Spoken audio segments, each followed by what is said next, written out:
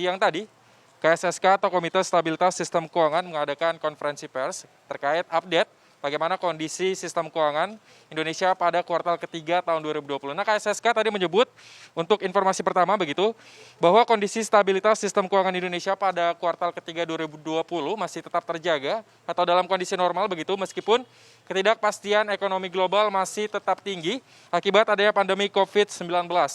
Menteri Keuangan Sri Mulyani Indrawati mengatakan bahwa aktivitas ekonomi di kuartal ketiga tahun 2020 ini sudah secara global sudah cukup menunjukkan perbaikan begitu, sudah memulih setelah adanya pelonggaran pembatasan sosial akibat sudah mulai membaiknya ataupun sudah mulai membaiknya ekonomi di beberapa negara begitu, di mana ini terlihat dari revisi ekonomi dunia yang dilakukan oleh IMF begitu Sasa.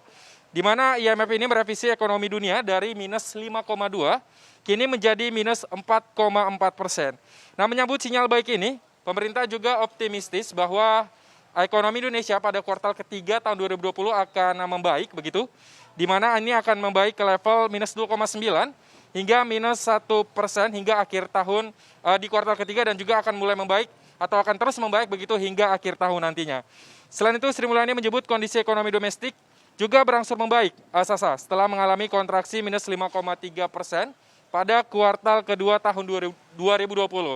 Di mana pemulihan ini ditopang oleh percepatan realisasi stimulus fiskal atau APBN dan perbaikan dari sisi ekspor, serta belanja pemerintah yang meningkat selama kuartal ketiga, terutama untuk bantuan sosial dan dukungan kepada usaha mikro kecil menengah atau UMKM.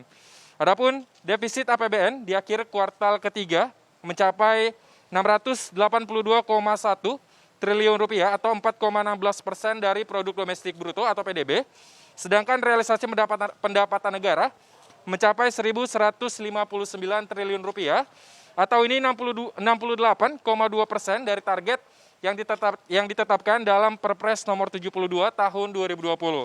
Sementara itu, Sasa, kinerja ekspor juga menunjukkan perbaikan terutama dari beberapa komoditas seperti besi baja, tekstil, kemudian pulp and waste paper begitu, serta juga KSSK ini melihat perbaikan di sektor bangunan seiring dengan berlanjutnya proyek strategis nasional yang sudah mulai dilanjutkan.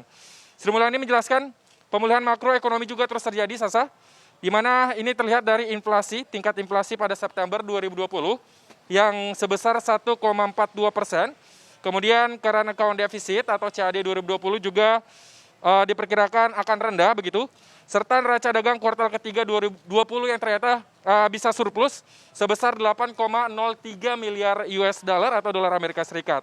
Sementara itu, untuk posisi cadangan devisa hingga akhir September 2020 ini, Sasa, adalah sebesar 135,2 miliar dolar Amerika Serikat, yakni meningkat dari Juni 2020 yang hanya sebesar 131,7 miliar dolar Amerika Serikat.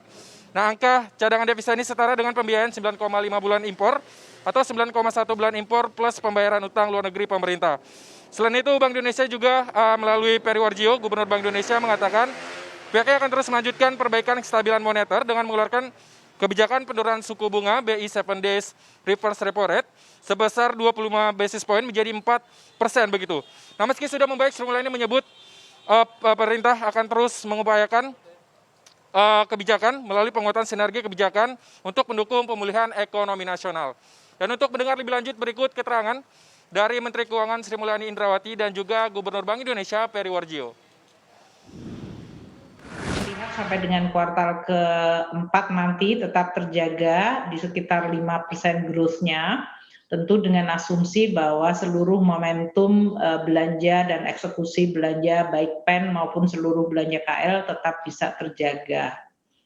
Untuk konsumsi rumah tangga, kita masih akan melihat di dalam range dari sisi kuartal ketiga hingga kuartal keempat, kita harapkan akan mulai mendekati titik 0%.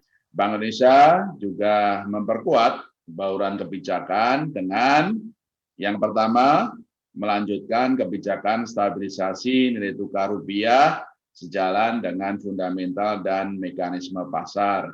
Yang kedua, melanjutkan ekspansi atau injeksi likuiditas atau yang sering disebut quantitative easing ke pasar keuangan dan perbankan. Yang ketiga, melanjutkan komitmen pendanaan APBN tahun 2020 melalui pembelian surat berharga negara dari pasar perdana dalam mendukung program pemulihan ekonomi nasional.